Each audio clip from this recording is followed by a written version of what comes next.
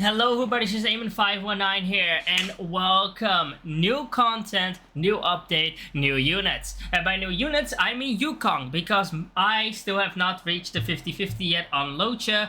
I'm on 60 pity right now. I'll probably have 70 pity tomorrow. I'll have another multi. Then the day after that monthly reset happens, so we'll have another 5 singles. I do want to break the 50-50, and I do want to see if I can get them. If not, I hope I get at least Bronya, because I would really like Bronya or Welt. Either of the two would be nice. The other two 5-stars that I'm missing are, what are their names? The Ice DPS dude, King... yeah, something along those lines. I don't remember his name, but y'all know who it is. The Ice DPS and Himiko. So yeah, I hope I don't get those. But yeah, I want to showcase it because I have not beaten stage 5 yet. I haven't even attempted stage 5 yet. I have 3-starred every stage before this except for stage 4. Stage 4 I had some issues with. I 2-starred that, missed it by like 2 rounds. But we're gonna pause the recording right here and we're going to make our way over to the second fight because that's where YuKong comes to play. If you guys want to see me going through the entirety of Memory of Chaos, so like just how did I beat stage 1, 2, 3, etc. I also have YuKong in there. Feel free, put it in the comment section down below. I'll definitely try it out. But I'll definitely try to post that. But for now, I'll pause it and I'll see you all when we're back to when we're at the second fight where YuKong is. Alright, we're finally at the point where we get to use YuKong. I don't think that I could, like, show you guys how I built my unit in here. But at the end of the video, I'll show you guys the gear and all that I have on her. My YuKong is fast. That's all I must say. She is a fast one. I don't really think we need too much for this first fight, so we're just going to kablamo. Very, very nice. Okay, let me quickly go ahead and check out if I can see something on her. Technique, sprint mode, movement considered for that. You can gain 2 seconds of rolling when she enters battle by attacking. Okay, I had to double check how that works. So, for the most part here, we can take a quick look at how she is built. She has 152 speed. Pretty good, pretty good. You know, nothing all that impressive, pretty good. But yeah, no, that's mainly where it stems from. She has good HP. We'll take a look at it again later. Her skills are pretty well built. Her ultimate is level 8. Her support skill is level 9. 1 level away basically from max. And that's the main thing that matters right now. So, let's go ahead and get this started. Now, for people who do not know how she works, I'll be giving out a basic rundown as we get through this. So, she has now used her ability, which gives her 2 stacks here in the... Fuck. Okay. Which gives her... Where the fuck do I even... I'll just... No, because that's where the damage is. I'm gonna vibe next to Bailu. That's good. There we go. Bailu. So now she has 2 stacks here in the corner. And every time an enemy does an action, they use one of the stacks. Now, here is something to keep in mind. The stack gives everybody, as long as there are stacks, everybody in the turn gets, what is it, 75% attack up? Yeah, 75% attack up. The reason why this is important is because you have characters like Jingyuan, whose avatar skills off of his attack. So you want to try to make it so that there is stacks left when his avatar attacks. And that's not going to be realistic all the time, but it's kind of what you want. The reason why this is important is because a lot of people, including myself at one point, had the misunderstanding that the buff is applied to the ally when they consume a stack. But that's not how it works. Everybody has the buff. Here, if you look at Bailu, for example, Bailu has the 75% attack. So, something very important to keep in mind. Now, let's go ahead and hit you with that. Ow. Okay, now then, Jingyuan is going to attack, and we're going to... My audio is kind of bugging out on my end. I would have to restart my PC to fix that, but whatever. So yeah, the Jingyuan avatar did not have the buff right there. Oh, this is good. She'll come back right in front of the avatar. That's insane.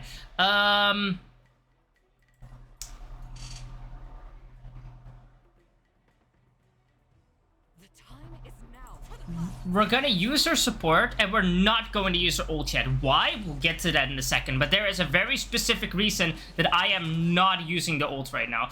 So, we're gonna normal with you. Nice. He's gonna attack, that's fine, that's fine, that's fine. And then we're gonna ult.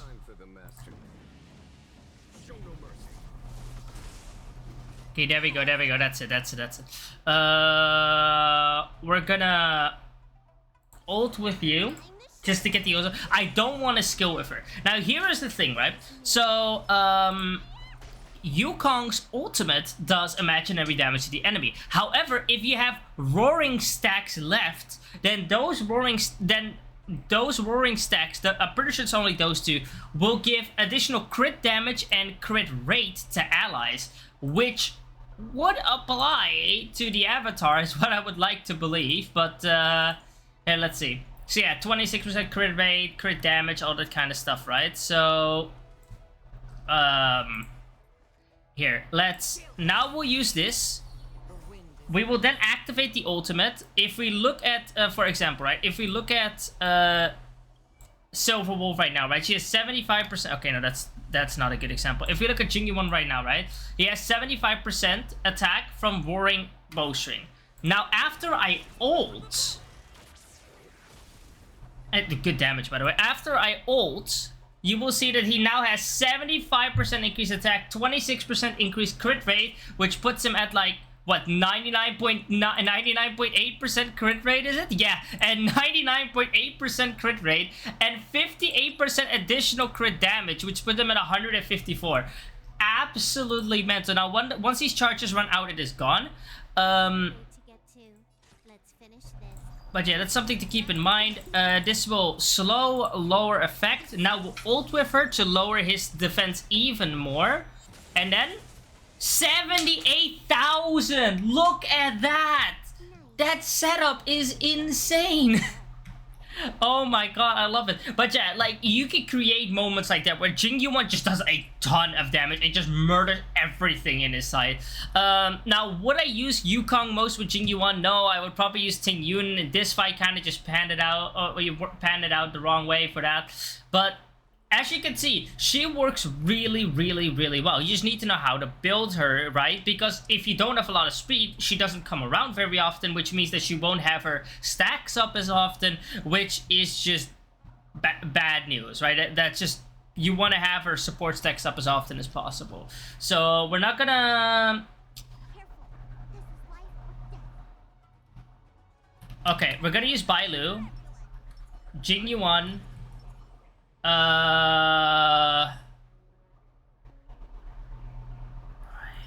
No, we're gonna use Silver Wolf because my YuKong will already attack first, so there's really no reason for me to ever use her talent in an offensive manner. See, like, she's going to be the first one to attack. She does good damage, by the way. I just haven't built the what's it called, the trace of her basic attack yet. So okay, so here we go. That should be lightning. No, it's quantum. That's painful. Let's hit him with that.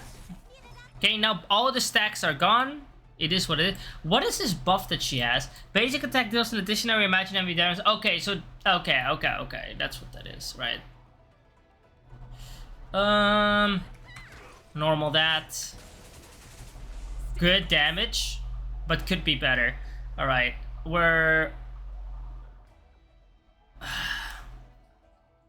This is a tricky one. We're gonna normal this, right? But we're gonna try to reroll the debuff.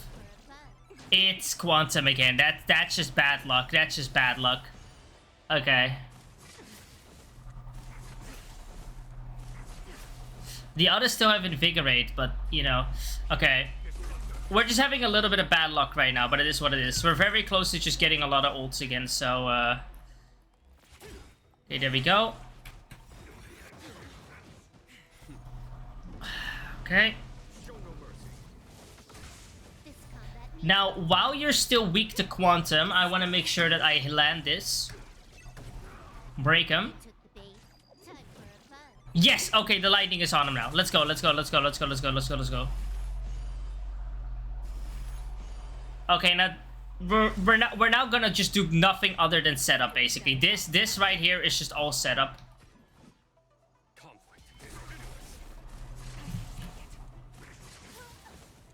Okay, that's so fine. Jesus, you're close to death.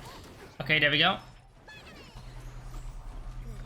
And then we ult to make sure everybody is invigorate.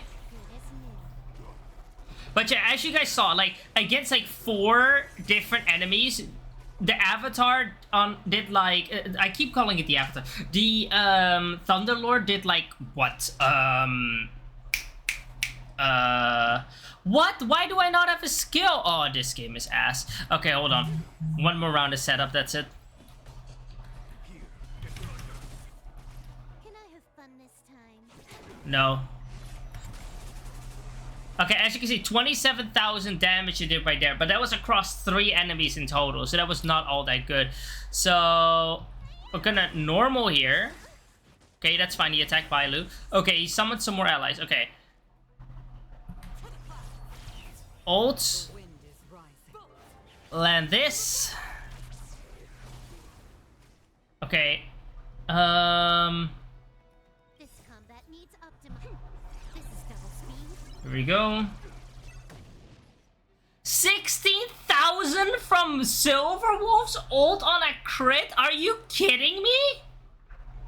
Wait, now hold on. We gotta test. We gotta test this. Hold on a second. How much damage will you do?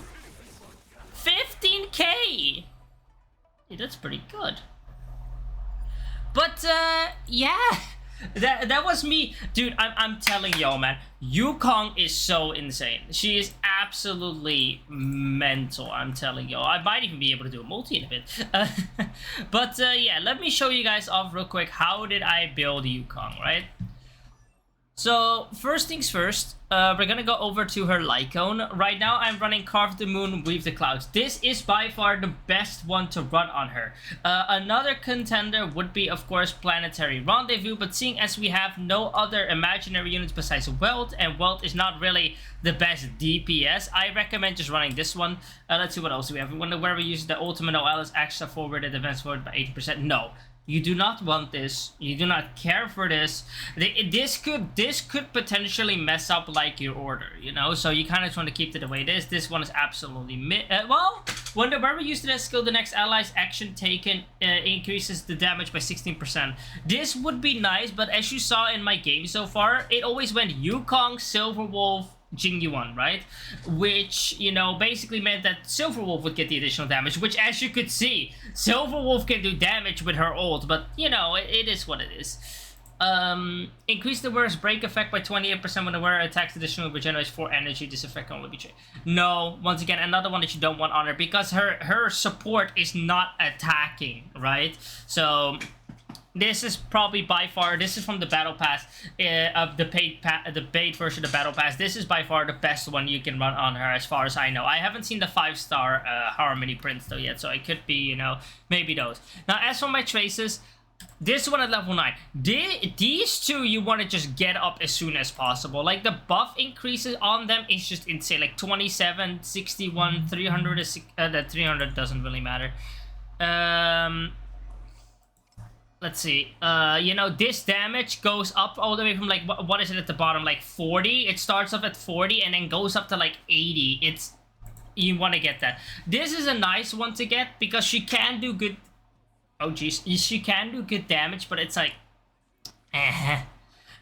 you know, it's probably your lowest on the priority list, and basic attack additionally deals imaginary damage equal to 56% of her attack and increases the toughness, reducing damage of this. You probably want this. These two are probably the last ones you want to get. Right, now the one thing you've all been waiting for before the relics is the stats, right? So she has 97% crit damage, 21% crit rate, doesn't matter. She has 152 speed, over 1000 defense, over 1,500 attack, and I really want to get it to 3000 HP, but it's a little bit off. But this is kind of what you want to get. You want to have over 1000 defense so that she can take a hit, right? People keep complaining, oh, she's squishy, oh, she's squishy. People keep overlooking defense. Stop overlooking defense. Defense is an extremely important stat. And yes, if you have good substats for it, you can live without it, but try to, like, get it at least to like 1200, right? And over like 2500 HP. You want that at the... That's like the minimum at this point where I need my units to be at, unless they have like shields or something.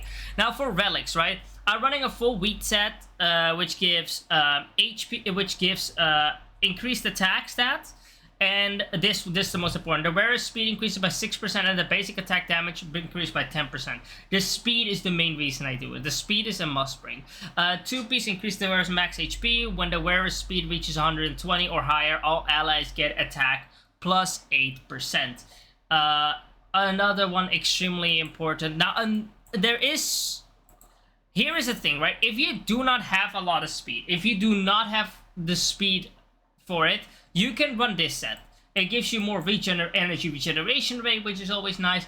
And when your speed is above 120 or higher, the wearer's action is advanced forward by 40% immediately upon entering battle. Reason why this is important is because if you can get her to go first, that means you can make it so that turn 1 you instantly have her support. And I do really hope that your DPS is at least in your top 3 fastest characters, because if your DPS is your slowest character, you might have an issue there. So in most scenarios on decently built teams, this will help you out. I don't need it, I have the high speed, but if you don't, I just want to tell you there is an alternative. So let's start from the top. We have, obviously, this set right here with 4 speed, a little bit of crit rate. The defenses are nice, but the main reason I brought this is because of the speed stat. The speed stat is the most important thing for her by far. It's not even a discussion. Now, I do want to address a very important piece of critique that I have heard, or not critique, a piece of advice I have heard now a couple of times, and I want to kind of debunk why it's true but not relevant, right? But we'll get to that after we get through the relics. So next up we have the gloves. Crit rate, crit damage, speed, HP. I just mainly did it for the speed, but this is always kind of nice to have. Once again, she can do acceptably good damage, or no, just good damage for a support. She does, right? So keep that in mind. Next up here we have attack percentage. Now I don't know what else I would really want on this. Maybe defense, maybe like crit rate. Crit rate could also work, but the main reason I did it is because speed, and speed goes soup. If you want to build it like damage wise, that's fine as well. If you want to give her defense to make her even more tanky, that's also completely understandable. But for me, I just went with this for now. The boots, speed, no discussion, speed. I don't see a scenario where there is like one very hypothetical scenario, which we're going to talk about in a second, where you can use, which is the debunk thing I want to talk about, where you might not need speed. But trust me, you want that 5-star speed main stat piece, man, because like, here, I even have another one right here, and I have another one right here, and it's just... Well, don't worry about this one. I might do another Silver Wolf showcase now that Silver Wolf is kind of maxed out, where I'm just gonna just wank her off with the absolute best support but the absolute best support units in the game. Give her a ton of attack up and just see how good she can do as DPS without her final dupe. Next up, we have this one, once again for the speed. Preferably, what you would want here is defense or HP. The defense or HP is what you really want on this, but I just don't have that, right?